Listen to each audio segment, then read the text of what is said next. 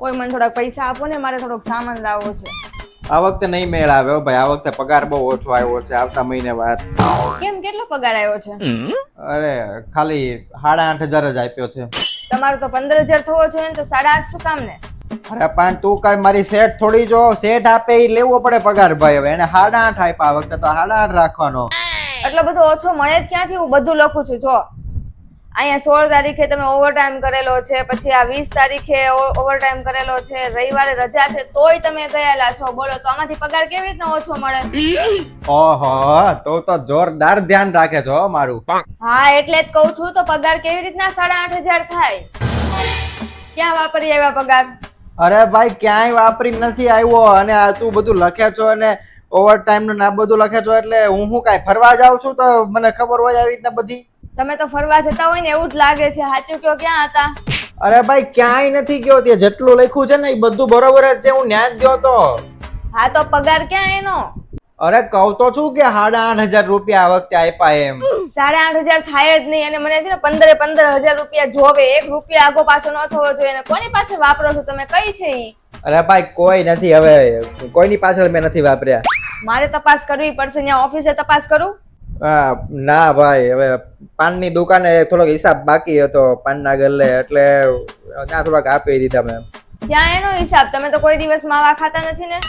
અરે ભાઈ ઓલા વેફર ને એ બધાના પડીકા લાવ્યો હોય તો એનો હિસાબ ન થાય? એના પણ આટલા બધા થોડી ના થાય. અરે ભાઈ હવે હું રોજ તું મગાવે છો, જ્યારે હું નોકરીએથી ઘરે આવતો હોય ત્યારે ફોન કરીને કહી દે કે આ લેતા આવજો ને તે લેતા આવજો. ખોટા નાટક રહેવા દો ને. અહીંયા હું કેટલાય બચાવું છું અને તમે ત્યાં ગલ્લે બધા આપી દો છો પૈસા. હા તો આમ તો હું પગાર લાવું છું ત્યારે તો બચાવે છો ને. પણ આ 15,000 માંથી 8.5 કઈ રીતના થાય? હજી આ ઘર નહીં હલાવવાનું આપણે? અરે પણ તું હું કામ આમ આટલું બધું લખી રાખે છો? લખવું જ પડે ને, શું કરવું બીજું તો?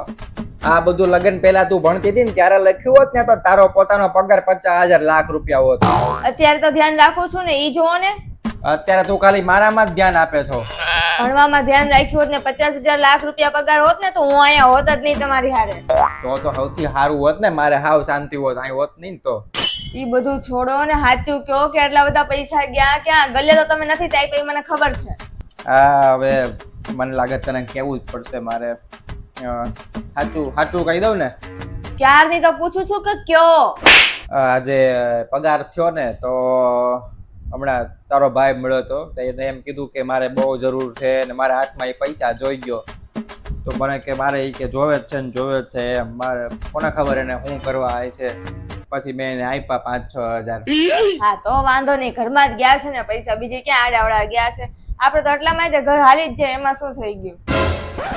હમણાં તો એમ કહેતી હતી ને કે 8,500 માં ઘર નહીં હાલે ને મારે તો એક રૂપિયો જો હે. 15,000 થી એક રૂપિયો ઓછોય નહીં. પણ મારા ભાઈને જ દીધા છે ને, એ તો બિચારો બહુ સારો છે, આપી દેશે તમને.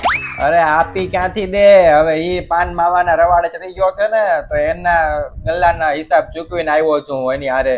અરે પણ એમાં એવું છે કે બિચારાને ટેવ પડી ગઈ છે તો છૂટતી નથી, તો ખાવું જ પડે. તો હવે શું કરે બિચારો?